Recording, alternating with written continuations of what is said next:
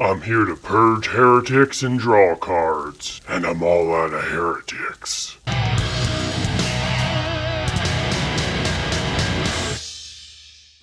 Welcome to the dungeon, my name's Jason, and today I'm going to be taking a look at the recently previewed card for Marneus Calgar, the mighty chapter master of the Ultramarines. As the name might entail, they are the Space Marines that wear all blue. He's from the upcoming Universes Beyond Warhammer crossover Commander decks coming our way in October of this year. This guy looks to be the alternate backup commander for the Imperium Commander deck, with Inquisitor Greyfax being the front-facing card on that one. He might be the backup, but boy oh boy does this card outshine hers. Or is that just the sunlight reflecting off his shiny, shiny head? For 5 mana, white, blue, black, and 2, you get a 3/5 legendary Astartes Warrior. He's got 2 of the biggest fists in the galaxy, so of course this boy's got double strike. He also has 2 additional abilities. The first being Master Tactician. This makes it so that whenever 1 or more tokens enter the battlefield under your control, you draw a card. This is absolutely bonkers. Tokens are everywhere nowadays,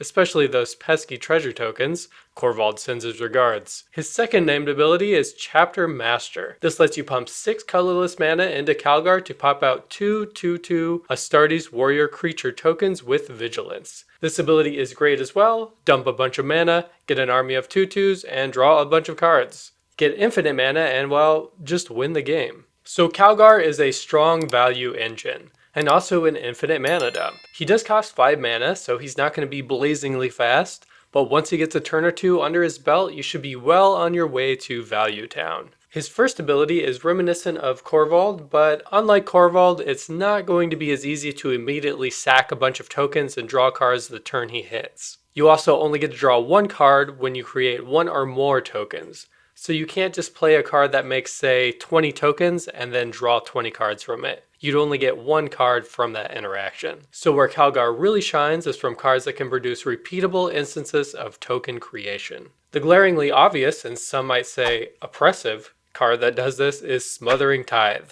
Have this bad boy in play before dropping Calgar, and you are sure to have the treasures flowing in and start drawing cards from them the turn Calgar hits the battlefield. Smothering Tithe is already awesome on its own, and this synergy makes it oh so much better. Another, albeit less reliable version of Smothering Tithe is Smuggler's Share. This card actually draws on its own if your opponents draw more than 1 card a turn, but it also creates treasures if they had more than 1 land enter the battlefield on their turn. Again, it's not as guaranteed to produce treasures as Smothering Tithe, but might be worth considering. Other token generating enchantments in Calgar's color pie include Felidar Retreat, which can pump out at least 1 token a turn, as long as you hit your land drops, more if you're playing fetch lands. Also Revel in Riches, which nets you a treasure every time one of your opponent's creatures hits the graveyard. Again, you'd be looking to kill the creatures 1 at a time if at all possible to get maximum value from Calgar here. Any board wipes will still only get you 1 card draw from his ability. And we can't forget Bitter Blossom. This fairy generating enchantment makes you 1 token every upkeep. And with Calgar on the field, it just becomes a better version of Phyrexian Arena. Similarly, Black Market Connections can generate tokens every turn to trigger a Calgar draw, as well as pay life to draw all by itself.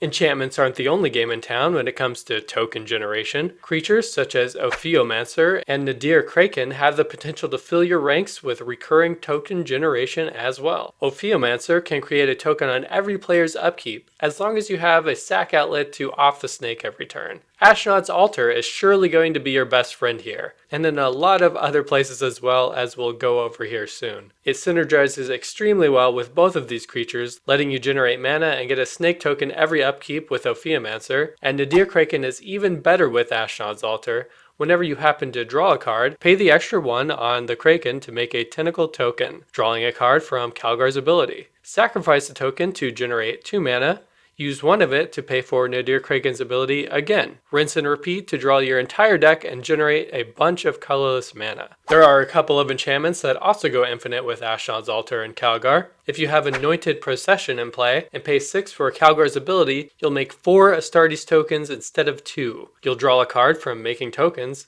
and then you can sacrifice these tokens to Ashnod's Altar for 8 colorless mana. Then use 6 of that mana to pay for Calgar's ability again. Repeat this process as many times as you would like. On a similar note, if you have the 1-drop enchantment Training Grounds in play, it makes Calgar's ability cost 4 mana instead of 6. So pay the 4 to make 2 Astartes and draw a card. Then sack the tokens to Ashnod's Altar to generate the 4 mana you need to repeat the process. Creatures like Pitiless Plunderer and Voldaren Bloodcaster also just love Ashnod's Altar. Simply have one of them in play alongside Ashnod's Altar, and whenever you have extra token creatures hanging out, sacrifice them at instant speed to make mana, make more tokens, and draw more cards. Heck yeah! Keeper of the Accord, along with a sack outlet, is also able to keep your creature count low, so Keeper can pop out a creature token at the beginning of each of your opponent's end steps, and has the additional upside of grabbing you lands if anyone at the table happens to be out-ramping you. While Ashnod's Altar might be the all-star here, it's always good to have redundancy of effects, so other sack outlets such as Viscera Seer and Phyrexian Altar can also be put to good use. They're not going to necessarily go infinite, but there's still value to be had.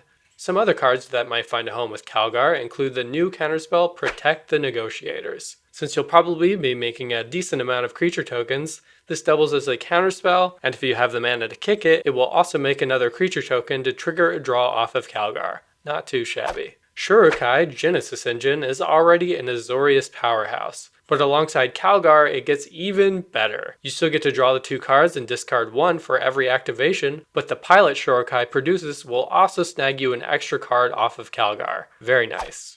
Planeswalkers that have an uptick ability to create token creatures might also be a good fit here. These include Tavesh Sat, Doom of Fools, who's already a beastly card engine in his own right, but now you can even draw when you make thralls with him. Ashiok Nightmare Muse makes a 2/3 every turn, and Sorin Lord of Innistrad can drop down a 1/1 lifelink vampire every turn as well. These aren't necessarily the most impactful walkers out there, but Sorin's -2 to anthem your board could be pretty good if you're going wide with token creatures.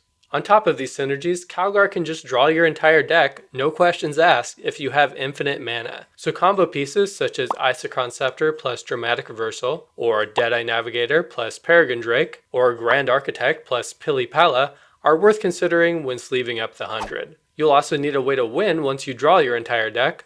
Luckily, Thassa's Oracle, Laboratory Maniac, and Jace Wielder of Mysteries can all easily fill this role. Luckily for Calgar, there is no shortage of tutors and Esper colors. You'll have access to the best of the best with Demonic Tutor, Vampiric Tutor, Mystical Tutor, and Enlightened Tutor, followed up by Merchant Scroll, Solve the Equation, Fabricate, and Idyllic Tutor. Finding your combo and value pieces will be easy peasy, lemon squeezy. Calgar's weakness is going to be his moderately high mana cost, and that he doesn't necessarily do anything right away when he hits the board. He needs to stick around to get his engine running, so protection is going to be your friend. You don't want to be having to cast this guy for 7 and then 9 after he keeps eating spot removal. You're going to want to bring a good amount of counter magic and protection spells, with cards such as Fierce Guardianship and Flawless Maneuver being especially good the turn you may tap out to play your commander, since you can cast them for no cost if Calgar is on the battlefield. So that's Marneus Calgar. What a king. I think he's definitely the most powerful of the Warhammer Commanders previewed, and maybe he'll even get some cool new cards in his deck that vibe with his abilities. We'll just have to wait and see. Not too long now, October is quickly approaching. Thanks for watching, I hope you enjoyed this video, and if you did, please do like and subscribe, and consider dropping by our Patreon page where you can sign up for patron-only benefits, including access to our full deck lists, after shows where we break down what we thought about the games, and get shouted out at the end of every video. Just like this. Hey patrons, thank you. Until next time y'all, peace.